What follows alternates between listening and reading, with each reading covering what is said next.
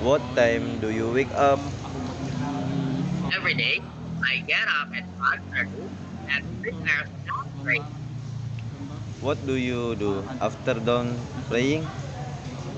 After praying, I do some exercise. Oh, then I take a bath.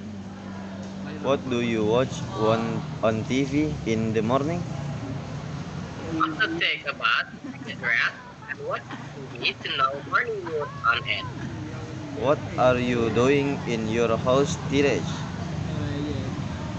After watch TV to know morning news, I go to eating room for breakfast. At the same time, at the moment, I'm sitting in my house to rest and drinking a cup of coffee.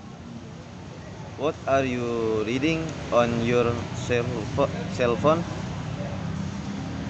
I am also reading online news on my cell phone. Are you a disciplined man? Yes, I am. I am a disciplined worker. Do you do your routines on time? I always my routine punctually. Is Sunday important for you? Yes, because Sunday is the day when I have much time to take a rest from work. Is playing tennis your hobby? No, is not. What is your hobby?